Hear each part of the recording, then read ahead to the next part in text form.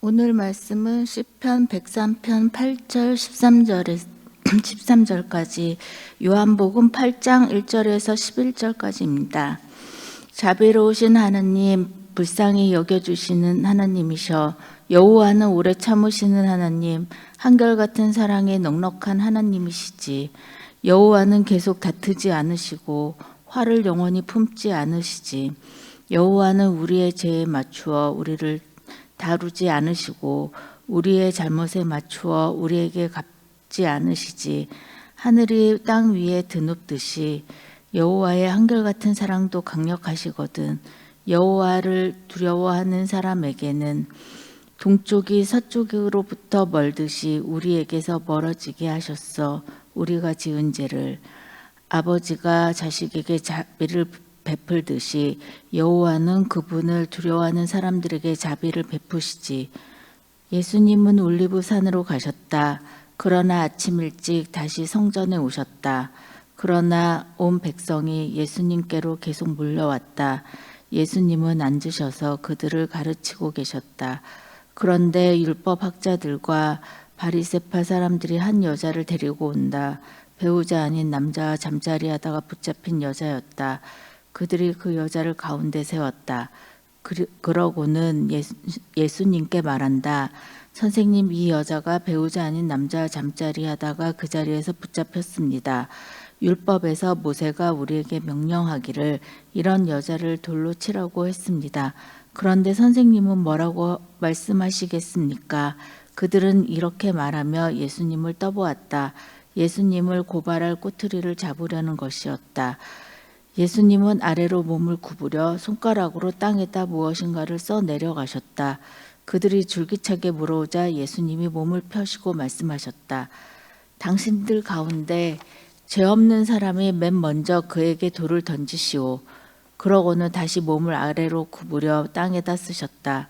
이 말씀을 들은 사람들이 나이 든 사람들로부터 시작해서 하나씩 떠나버렸다.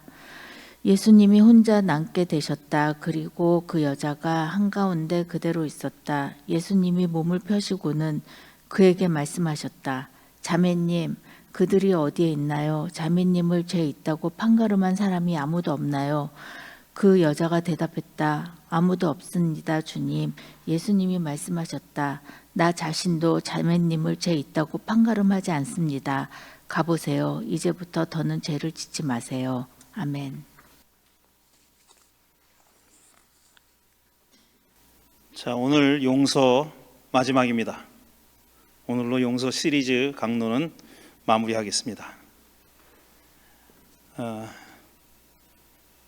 자주 그렇지만 제가 이 전통적으로 일반적으로 강론에 어울리지 않는 것 같은 얘기를 하죠. 강론이 아닌 것 같은, 강론의 설교에서 말하지 않는, 대체로 말하지 않는 내용을 얘기하는데 필요해서 합니다. 오늘도 그럴 것 같은데요. 우리 인간이 오랫동안 공부를 해왔잖아요. 우리가 그냥 되는 대로 막 사는 게 아니거든요. 사람들은 그러니까 제 표현으로 벌거벗고 도끼 들고 수렵 채집하던 시절에도 사람은 공부를 했습니다. 이게 뭘까? 어떻게 해야 하나? 이런 공부를 한 겁니다. 그리고 그 지혜를 계속 축적했고 후대에게 물려줬습니다. 그래서 점점 발전하는 거고 진화하는 거예요. 그런데 이렇게 우리 오랫동안 우리 사람이 인류가 해온 공부는 크게 두 가지로 나눌 수 있습니다. 하나는 자연과학, 하나는 인문학. 흔히 말해서 인문학과 자연과학 두 개로 나눌 수 있는 거예요. 그 안에 아주 세부적으로 여러 가지 분파의 학문이 있고 공부하는 내용이 있지만 크게 보면 두 가지인데, 이 두 가지로 나누는 이유는 뭐냐면 두 가지가 추구하는 바가 다르기 때문이에요. 완전히 다르기 때문에 두 가지로 나누는 거고, 그 두 가지가 다 필요하기 때문에 아직까지 살아있는 겁니다. 이 두 학문이. 그럼 어떻게 다르냐? 자연과학은 뭐냐면은 이 현상에 우리 세상에서 벌어지는 일들, 세상에서 벌어지는 일들의 메커니즘을 연구하는 거예요.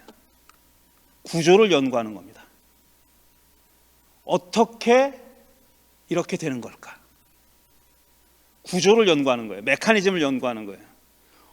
어떻게 생겨 먹은 걸까? 이게 이런 현상은 어떻게 해서 일어나는 걸까? 그 과정은 뭘까?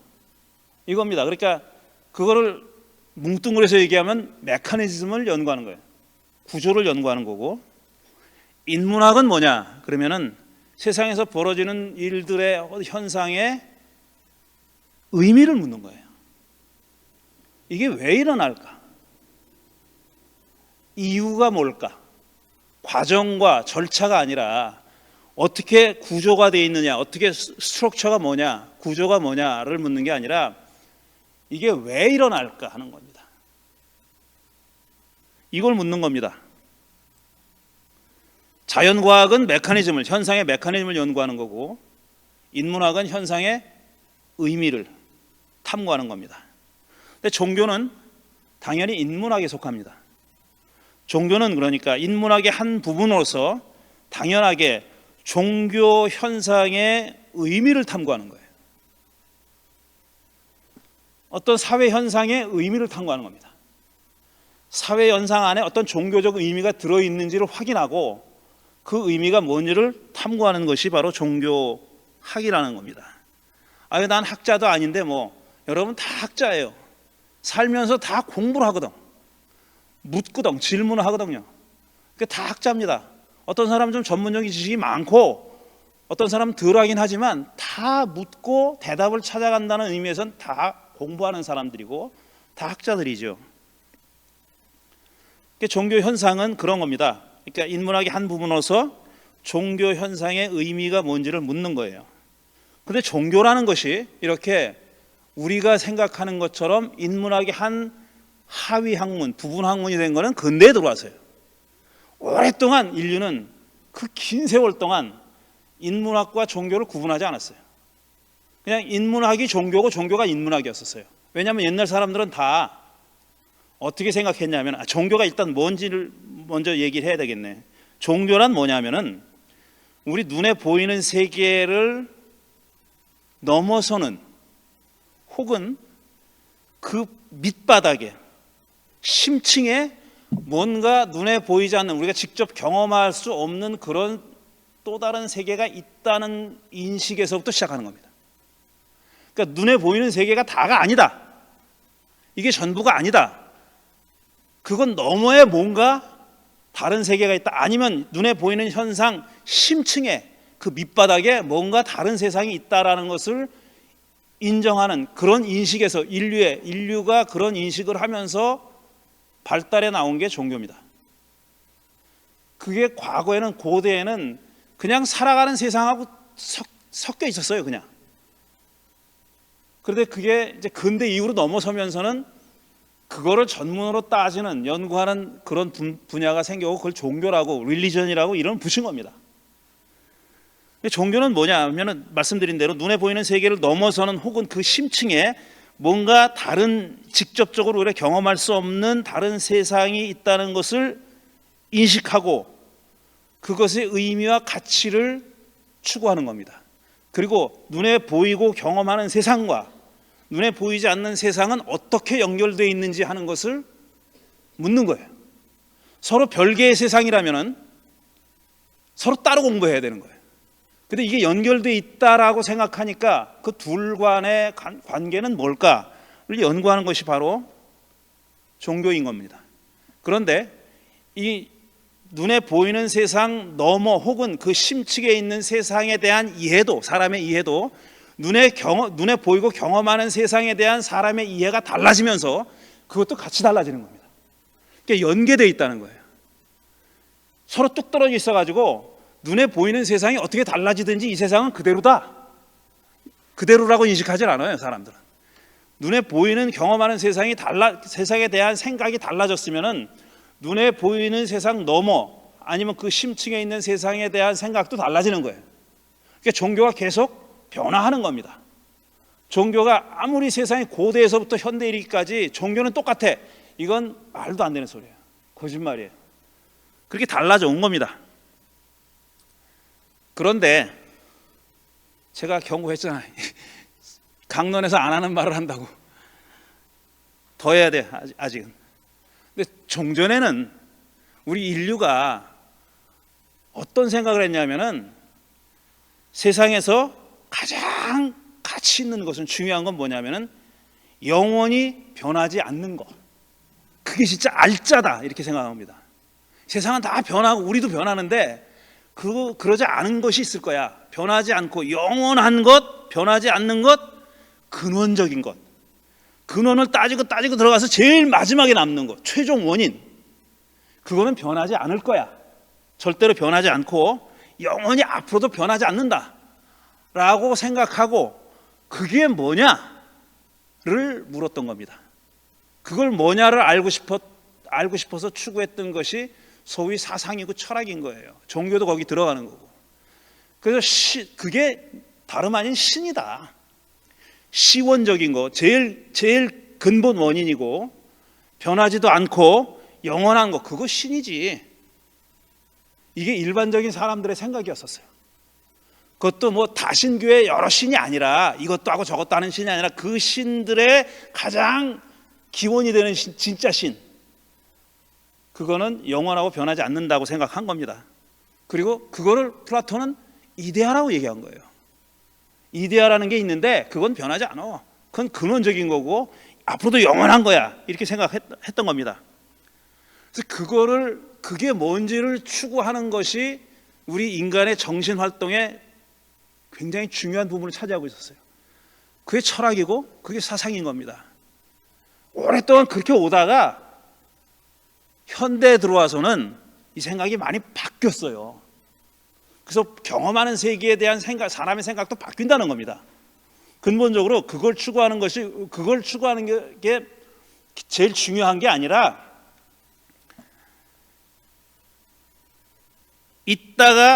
따라서, 그러니까 이 얘기를 먼저 해야 되겠네. 근원적인 거, 변하지 않는 거, 영원한 걸 추구하다 보니까 그게 가장 원초적이고 원래적이고 제일 중요하다고 생각하니까, 있다가 사라지는 것, 변하는 것, 그리고 파생돼 나오는 것, 근본적인 것에서 파생돼 나오는 것을, 이거는 하찮게 생각한 겁니다. 이건 중요하지 않아. 왜? 변하니까. 언제 달라질지 모르니까. 이렇게 하찮게 생각한 거예요. 그보다 더 중요한 것은 뭐냐면 변하지 않는 것, 영원한 것, 근원적인 것, 이걸 추구했던 거예요. 그런데 현대에 들어와서는 생각이 완전히 바뀌었어요. 완전히 달라져가지고 근원적이며 변하지 않고 영원한 것에 대한 관심보다는 생성하는 것, 벌어지는 것, 일어나는 일, 여기에 대한 관심이 중심을 차지하게 된 거예요. 이게 현대 사상이고 현대 철학이에요. 물론 지금 동서양도 마찬가지예요, 다. 그런데 주로 우리가 잘못돼가지고 서양 것을 너무 중요하게 생각하니까 이렇게 되는 건데, 그게 만약 서양에만 있는 거라고 생각하는데 그렇지 않아요. 동양에도 마찬가지입니다. 중국과 우리 한국에도 비슷한 사상의 흐름이 있었어요. 표현하는 방법이 달라요. 표현하는 방법이 다르지. 이기이론론, 이기이원론 이런 말 들어보셨죠? 우리 옛날에 역사책에 태계, 이황, 뭐 율곡, 이 하면서 다 들어보죠. 그게 이겁니다. 똑같은 거예요. 이는 영원하고 불변하는 거예요. 기는 뭐냐? 변화하는 거예요. 그게 사건이에요. 이제는 그렇게 영원하고 불변하는 것이 아니라 생성하는 것에 대한 관심이 많아진 거예요. 그래서 이때 중요하게 등장하는 개념이 뭐냐면 사건이라는 겁니다. 사건. 제가 몇 주 전에 존재는 사건이다 라는 제목으로 강론을 했어요. 존재는 사건이다. 그냥 존재라는 건 그냥 그때 옛날부터 있었던 게 아니에요. 존재하게 된 거예요. 그러니까 존재라는 것 자체가 사건이라는 겁니다. 그건 불변하는 게 아니에요. 벌어진 일이다. 생성된 거다. 생성하는 거다. 이런 얘기입니다. 그런데 그런 사상을, 그런 생각을 담고 있는 게 성경이라고 제가 말씀드렸잖아요. 창세기 1장 1절에 태초에 아니면 한 처음에 하나님이 세상을 창조했다. 그러니까 존재하고 있는 지금 존재하고 있는 모든 것이 벌어진 사건의 산물이다, 이런 얘기예요. 창조라는 신의 행위의 산물이다, 이런 얘기입니다. 이게 존재하는 것이 언제 어디서부터 존재했는지 우리 몰라. 하지만 그 근원이야. 그 가장 알맹이는 절대로 변하지 않아. 앞으로도 변하지 않을 거야. 영원할 거야. 이게 아니라 존재라는 사건이 벌어지기 전엔 무슨 일이 뭔지 우리 몰라. 모르는데 창세기 1장 1절은 존재라는 사건이 벌어졌다고 얘기하는 겁니다. 태초에 혹은 한 처음에 하나님이 천지를 창조하셨다. 하늘과 땅을 창조하셨다. 그때부터 존재가 생성됐다라고 얘기하는 겁니다. 전혀 다른 사상입니다. 존재는 사건이다라는 얘기를 했죠. 그리고 이 사건이 중요한 하나의 화두가 된 겁니다. 우리 사람의 현대인의 생각을 풀어내는 데 있어서 가장 중요한 어떤 기반이 된 그런 개념이 바로 사건이라는 개념이에요. 생성하는 것, 변하는 것. 그래서 과거처럼 변하지 않는 것, 영원한 것에 대한 가치를 두는 것이 아니라 이제는 생성하는 것, 변하는 것, 사건, 벌어지는 일, 이런 데 관심을 많이 갖게 된 거예요. 그러다 보니까 가장 또 중요하게 대두된 하나의 개념이라는 말을 쓰기 싫은데 다른 말 좋은 말이 없네. 너무 현학적인 표현 같아가지고. 그런데 대두된 개념이 뭐냐면 우연이라는 거예요. 우연, 우발성 혹은 우연, 이런 거예요. 사건은 벌어지잖아요. 계속 벌어지는 일입니다. 근데 그 벌어지는 사건이 그것의 의미를 추구하는 것이 철학이고 사상이고 종교라고 말씀드렸잖아요. 의미를 추구하는 거예요. 그런데 그 이전에는 그럼 옛날 사람들은 뭐 사건을 생각 안 했느냐? 했죠, 다. 근데 그 사건이 어떻게 벌어지냐 하면 신이 어떤 특별한 계획과 의도를 가지고 그런 사건을 일으키는 거라고 생각했어요. 미주알 고주알 신이 다 신경 쓰고 참견해 가지고 그런 일이 벌어지는 거다. 그거를 어려운 말로 섭리라고 얘기한 거죠. 프로비던스라고.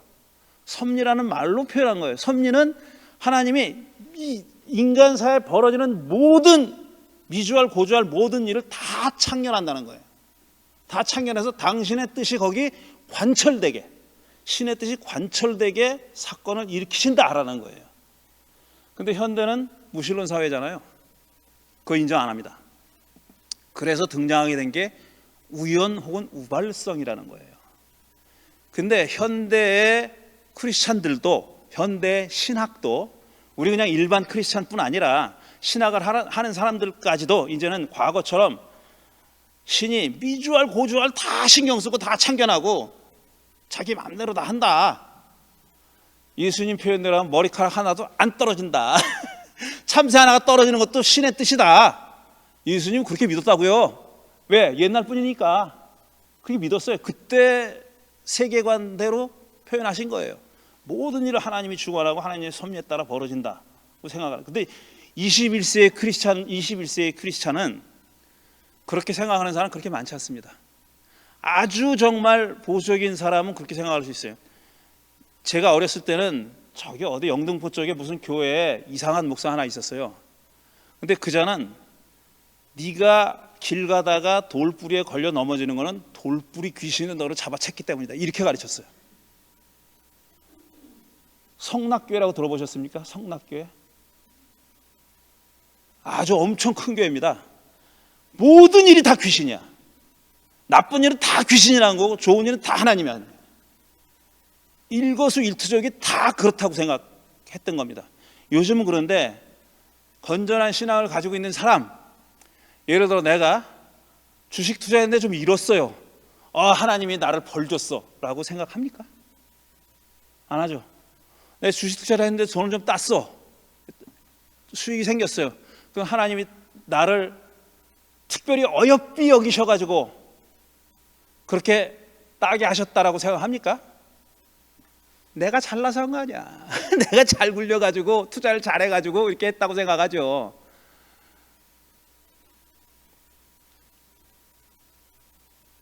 요즘 크리스천들은 그렇다고 하나님의 섭리, 하나님의 커다란 계획 이런 거를 부정하시는 건 아니에요. 부정하진 않아요. 그럼 하나님 비주얼 고주얼 모든 일에 다 참견한다 라고 그렇게 믿지는 않아요. 그런데 우리는 그렇게 기도합니다. 우리가 그렇게 기도해요. 자동차를 도둑 맞았는데 찾아달라고 기도한다고. 근데 그건 잘못된 게 아니에요. 그건 우리의 소망을 얘기하는, 우리의 희망을 얘기하는 거예요. 그리고 어떻게든지 그런 일이 벌어졌으면 좋겠다라는 공동체의 어떤 바람이에요. 우리가 기도했기 때문에 반드시 하나님이 듣고 맞아, 이거 찾아줘야지 이렇게 생각하지 않아요. 그러니까 제 얘기가 논리적으로는 맞지 않습니다. 논리적으로는 타당하지 않아요. 그렇지만 그게 우리의 삶의 현실이에요. 현실을 우리는 그렇게 살아갑니다. 하나님이 큰 어떤 줄기야, 역사의 줄기는 이끌어 가시겠지만 비주얼 고주얼 거기서 벌어지는 하나하나 다 신경 써가지고 뭐 이렇게 저렇게 하시지는 않는다고 생각하죠. 그렇지만 우리는 그런 기도를 하고 살아요. 그게 우리 현실이고, 전혀 나쁘다고 생각하지 않아요. 진화의 지체라고 볼 수는 있죠. 그렇게 본다고 하는 건 저는 반대하지 않겠어요. 그렇게 보는 사람도. 저는 그렇게 생각하지 않아요. 그거는 우리의 희망과 열망을 표현하는 거고. 딴 얘기 너무 길어졌네. 어쨌든 지금 우리는 한마디로 얘기해 불확실한 세상에 살고 있는 거예요. 너무나도 우연과 우발성이 강한 그런 세상에 살아가고 있습니다. 우연이 벌어지는 거예요. 그래서 용서와 관련해 가지고 이런 지금 세상에 대한 이해가 중요한 이유는 뭐냐면은, 내가 지금 정죄하는 자리에 있는 것도 필연이 아니에요. 그건 우연히 그 자리에 있는 겁니다.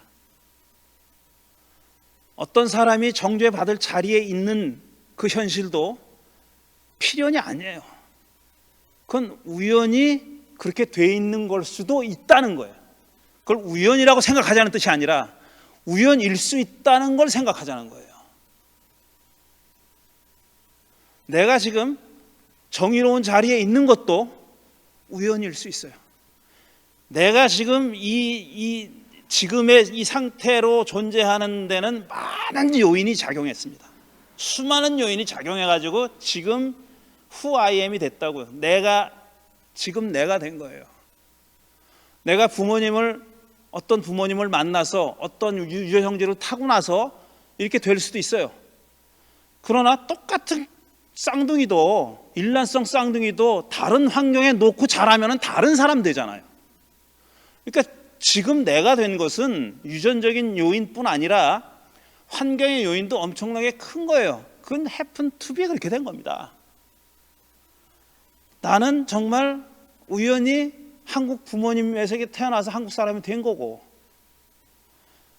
태생적으로 크리스찬은 우연히 그 양반이 크리스찬 집안에 태어나서 그렇게 된 거예요. 그래서 어떤 보상도 아니고 징벌도 아니고 그냥 우발성, 우연히 벌어진 일들입니다. 그렇게 아는 것이 중요합니다. 정말 중요합니다. 이게 필연이 아니라는 것, 미리 정해져 있는 일이 아니라는 것. 얼마든지 사건이라는 게 일로도 튈 수 있고 절로도 튈 수 있고, 내가 이 자리에 지금 있는 것도 어쩌다 보니까 그렇게 된 거지. 그냥 내가 잘나서 아니고 내 집안이 좋아서도 아니고, 아니래, 내가 잘 믿어서도 아니에요. 물론 잘 믿는 게 역할을 하지만 그게 온전히 절대적으로 영향을 발휘해가지고 지금의 나로 만든 건 아니다 이거예요. 나는 얼마 전에 다른 사람이 될 수 있었던 겁니다. 근데 지금 이 사람이 돼 있는 거예요. 지금.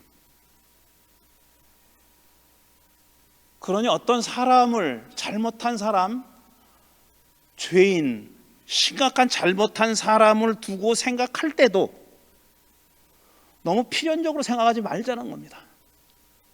아, 저 사람이 저렇게 된 것도 나도 얼마든지 저 자리에 가 있을 수 있는 겁니다. 그런데 우연히도 나는 지금 이 자리에 있는 거고 저 사람은 저 자리에 있는 거예요. 그렇다고 해서 저 사람이 잘못한 행위가 용서받는다는 뜻은 아니에요. 그렇지만 그 사람이 그 자리에 있는 것은 전적으로 어떤 필요는 아니다라는 생각을 해야 용서라는 절차를 할 수 있습니다. 그런 생각을 해야 내가 남을 정죄하는 자리에 그게 정당하다고 생각하지 않을 수가 있는 거예요. 아, 이렇게 표현이 안 되지? 그런 겁니다. 원고를 무시하다 보니까 그래 지금. 무시하고 막 얘기하다 보니까. 그런데 한 가지만 얘기하죠.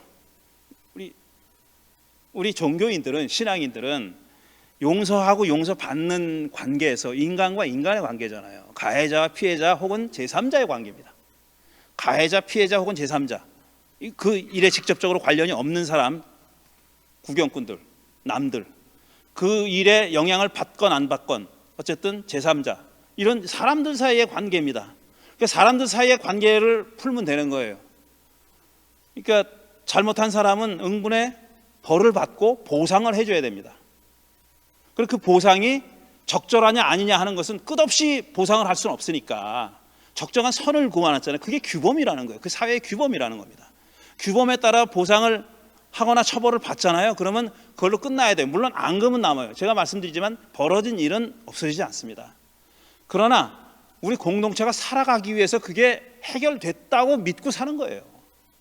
왜냐하면은 가해자든 피해자든 그 사람들이 다시 그 공동체로 돌아올 길을 막아버리면, 추방할 거 아니면은 돌아올 길을 열어줘야 되는데 그 길을 막아버리면은 이게 유지가 안 된단 말이에요. 그러니까 어떤 식으로든지 용서하는 절차를 만들어 가지고 그 사람이 공동체로 돌아올 수 있도록 만든 겁니다. 그런데 여기에 종교는 신과의 관계라는 또 하나의 차원을 추가했어요.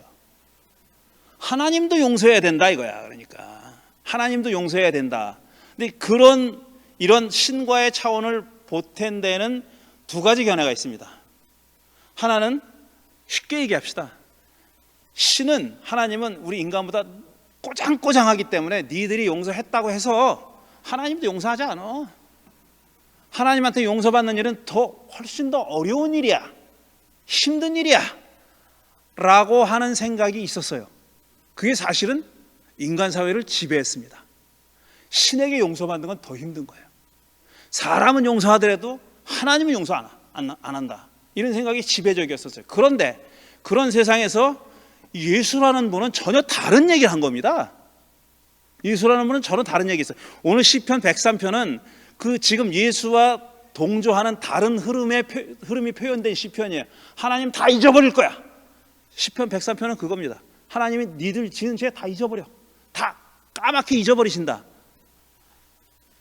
그건 아주 마이너한 흐름이었어요. 정말 소수의 흐름이었고, 주류는 뭐냐? 하나님이 더 꼬장꼬장한 거예요. 하나님은 웬만해서 용서 안 해. 네가 용서를 받으면 끊임없이 용서를 구해야 돼. 끊임없이 잘못했다고 빌어야 돼. 그겁니다. 근데 예수는 뭐라 그랬냐면은 완전히 딴판으로 생각했어요. 시편 103편처럼 생각하신 거예요. 땅에서 풀어 니들이, 그럼 하늘에서도 풀릴 거야. 이건 매우 매우 중요한 얘기예요. 신이 없다는 얘기가 아닙니다. 너희들이 풀면은 하늘에서도 풀릴 거다. 하나님께 예물을 드리러 가다가도 형제와 의상한 게 있으면 재물 놔두고 먼저 가서 그걸 해결해. 그리고 와서 재물 드려도 늦지 않다. 그러니까 하나님께 재물 드리는 것보다 너희들 관계를 푸는 게 더 중요하다고 하나님은 여기신다, 그렇게 얘기하신 거예요. 하나님 눈에도 그게 더 중요하다고 얘기하신 거예요. 그리고 오늘 읽은 얘기입니다. 요한복음 8장. 이거는 많은 요한복음 사본에 8장이 빠져 있어요. 8장이 빠져 있어요.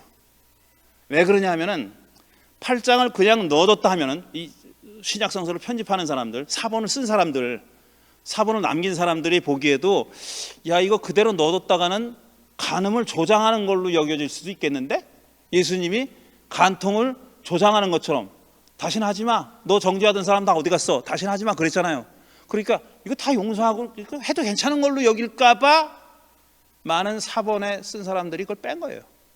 근데 우리 성경에도 괄호 안에 들어 있습니다, 이게. 그리고 풋노트에 뭐라고 많은 사본에 이게 빠져 있어, 이렇게 써 있어요. 근데 우리가 가지고 있는 성경책, 대부분의 성경책이 이게 8장이 다 들어 있습니다. 여기도 예수님이 하신 말씀은 그겁니다. 이게 긴 소리 안 할게요. 벌써 오래 했으니까. 어떻게 하면 이 여자를 돌아오게 할 수 있느냐. 가늠하다 현장에 붙잡힌 여자를, 지금 예수님의 관심은 그겁니다. 너희들 중에서 죄 없는 자가 멀른 돌로 치라는 이 사람들을 물리려고 하는 얘기예요. 다 가게 만들려고 한 얘기예요. 그리고 딱 여자랑 둘이 만났을 때 여자한테 한 얘기가 엑기스입니다. 그 자들 다 어디 갔어? 다 가버렸습니다. 나도 당신의 죄를 묻지 않을 테니까 다시는 죄 짓지 마시오. 이게 예수님을 포함해서 그 누구도 할 수 있는 맥시멈입니다. 죄진 사람에 대해서 할 수 있는 맥시멈이야. 다시는 죄 짓지 마시오. 그게 맥시멈이에요. 이 사람이 한 잘못이, 그러니까 뭐 간음을 남자랑 아직 뭐 혼자 했겠냐, 그러니까 남자 놈들도 다 도망갔다, 이런 거 다 중요하지 않아요. 다 중요한 얘기가 아니에요. 진짜 중요한 얘기는 이 여자를 어떻게 하면은 다시 공동체로 받아들일 수 있게 하느냐. 그게 이 사람이 할 수 있는 일은 뭐냐면 그 죄를 다시 안 짓는 겁니다. 그 수밖에 없어요. 그러면은 다른 쪽 사람들이 할 일이 있는 거예요. 해야 될 일이. 이 사람이 하는 행동을 보고 어느 시점에는 이를 받아들여야 돼요. 물론 한 일은 안 없어진다고, 다시 안 없어지는데, 그럼에도 불구하고 이 사람을 받아들여야 됩니다. 근데 그 과정은 쉬운 과정은 아니에요. 그렇지만 왕도는 또 없어요. 지름길은 없어요. 그 수밖에 없는 거예요. 그게 용서에 대해서 우리가 할 수 있는 일입니다. 제가 오늘 아침에 보내드린 글에도 말씀드렸듯이 용서에 대해서 벌써 4번 얘기했어요. 5라고 써 있는데 잘못입니다. 4번입니다. 4번 얘기했는데, 이 강론을 준비하면서 제가 든 생각이, 용서가 굉장히 중요한 이슈지 않습니까? 테마예요. 우리 종교의 기독교의 중요한 테마인데, 너무 용서를 정말 강조해서 얘기하다 보면은 뭐냐면 죄에 대한 지나친 강조가 또 따라온다고 생각해요. 그러니까 죄가 좋다는 거 아니고 죄가 하찮다는 얘기는 아니에요.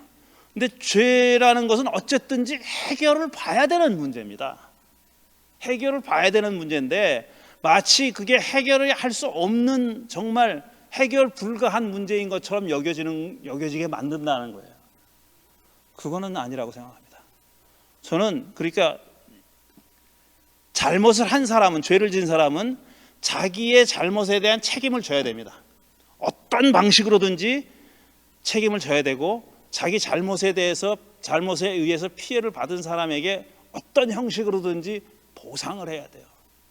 금전적인 보상뿐 아니라 정신적인 보상을 포함해가지고 어떤 식으로든지 그 상처를 치유하기 위해서 애를 써야 되는 게 필요합니다. 그런데 가해자의 입장에서도 적당한 선에서 없는 걸로 생각할 줄 알아야 됩니다.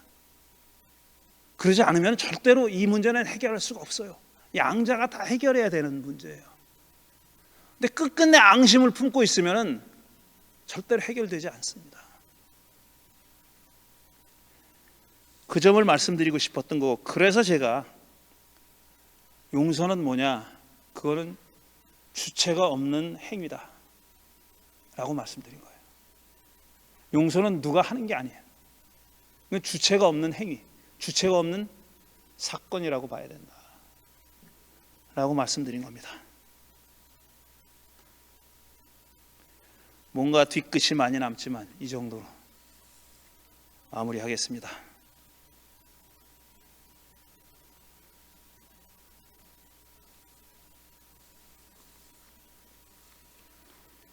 안 한 얘기가 엄청 많은데 그만하겠습니다.